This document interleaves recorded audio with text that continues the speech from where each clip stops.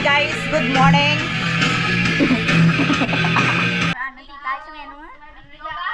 Bruno mo na. Hate dog. Yes, hate dog. Ano ito? Marshmallow. Marshmallow ito.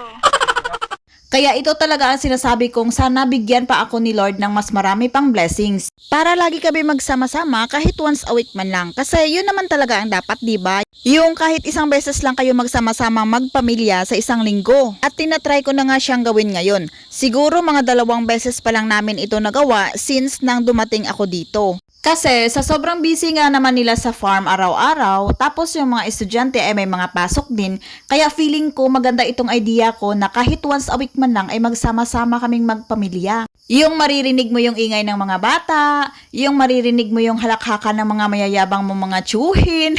Joke lang. Yun yung mga bagay na simple pero nakapagpasaya po siya sa akin, kaya hiling ko talaga lagi na bigyan ako ng magandang katawan, magandang isipan, and syempre more blessings. Para tuloy-tuloy na yung naumpisahan namin. Alam niyo naman siguro kung anong ibig kong sabihin, di ba? Kayo na ang bala, total dyan naman kayo magaling. Anyways, habang bisibisihan ang lahat, ito namang kapatid ko, basta sa mga ganitong bagay, mabilis talaga ang kamay niyan.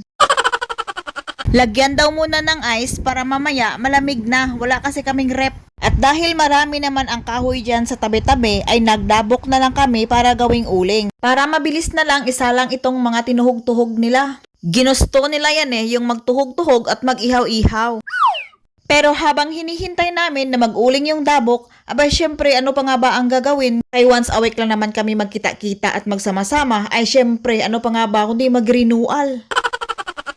At sa tagal naming hinintay na mag-uling, finally ito na nga, naumpisahan na nga nila ang magsurusugba. At ang marshmallow talaga ang inuna nila na yun pa yung matamis. Akala ko kasi sa huli yun panghimagas ba? Pero anyway, ngayon ko lang talaga nalaman na pwede palang ihaw-ihaw yung marshmallow na yan. Sa Facebook ko lang naman nakita yan, kaya sabi ko masubukan nga to. At totoo nga, nag-enjoy nga sila. Pagkatapos ng mga bata ay isinunod naman nila yung pang-ulam namin. Simple lang naman sana tong niluluto nila. Pero yung paa ng manok na ginawa nilang adobo ay naging adobong sinabawan. Kaya ayun, inulit ng kapatid ko. Niluto niya ulit hanggang sa mawala yung tubig. Ganyan talaga kapag puro chef membro ng pamilya mo.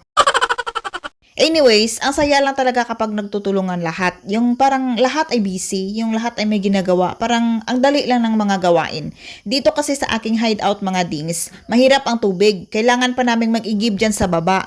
Kaya yung iba nag-iigib, yung iba nagsasaing, yung iba nagbibiyak ng kahoy, yung iba nagsasalang na. Lahat na lang talaga kami busy. Pero itong mga bulinggit, basta lahat busy Pagkaluto ng una naming sinalang, ito na naman ang isinunod namin. Simple lang naman to dings. Kaunting hotdogs at kaunting karne. Pero ginawa namin siyang barbecue para kunyari madami ba. Dahil feeling ko wala naman akong ginagawa, tumulong naman ako. Kunyari lang yung tumulong ako ba. Pero hindi naman ako nagtagal dyan kasi sobrang init talaga ng apoy dings. Kaya ilang piraso lang naman ang binaliktad ko dyan at umalis na. Baka masunog yung mukha ko. Char. At habang niluluto yung uulamin namin, ay inuna muna nilang i-prepare ang mesa. Plinastar na nila kasi magbubudol fight daw kami. Kaya nilagyan muna nila ng kanin para medyo lumamig ba. Ganito lang kasimple ang ulam namin dings. Kahit kaunti lang yan at feeling mo parang hindi kasya sa amin kasi sobrang dami namin, pero magagawan pa rin ng paraan yan. Ang importante ay sama-sama kami. Kahit tig-kaunti lang yung ulam, basta maraming kanin. Importante, lahat ay makakain. Tingnan nyo kung gaano karami ang kanin sa ulam. Gabundok. Tapos, yung mga kakain ay mostly mga boys pa. Tapos, yung iba sa amin ay hindi pa nakapag-lunch. Tapos, yung iba ay nagutom na sa sobrang busy. Pero gaano man tayo kagutom at kabisi, ay wag na wag talaga natin kalimutan na pasalamatan muna ang grasya bago natin kainin. At yun din ang isa sa mga dapat na matutunan ng mga bata ngayon.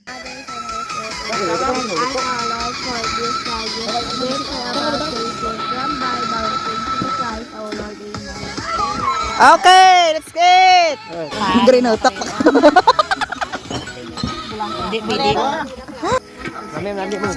Ang mabiling nga na-play sa mana. Kahampa ang kahig pero matapok kita kon. Mga nasaan ako lang ka puro itong pwede, matistin ko ba? Meron na sana kan. No, nasala ko. Norman.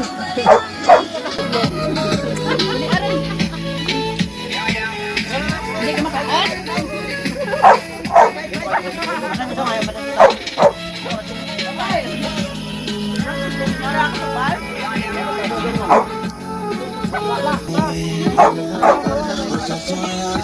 kay. Katang kaya na kanina.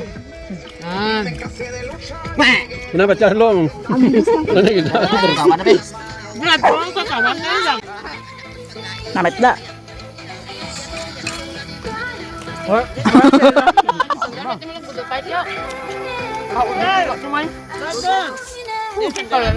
Ano choy kapaniyol kawaw?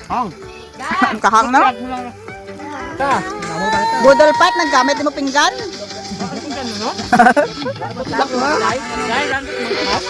Ito nag-aawra nyo dara yung kuha ka ga.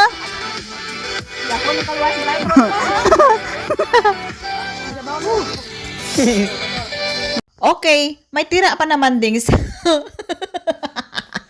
Yun yung kanin na lang yung natira, tapos yung mga barbecue sticks, tapos yung sauce. The only one standing, Mang Tomas ba? O, di ba? Tipid sila sa kanin. May tira pa yung para sa aso. And ayun nga, pagkatapos nilang kumain, ay matik na yung pampatunaw ng pagkain ng mga boys. Alam nyo na yan. Tapos, yung mga kids, may mga sariling mundo na rin. At alam nyo na rin yan. O siya mga dings, hanggang dito na lang. Thank you so much sa lahat-lahat ng mga nanonood hanggang ngayon. I'll see you on my next vlog. God bless everyone!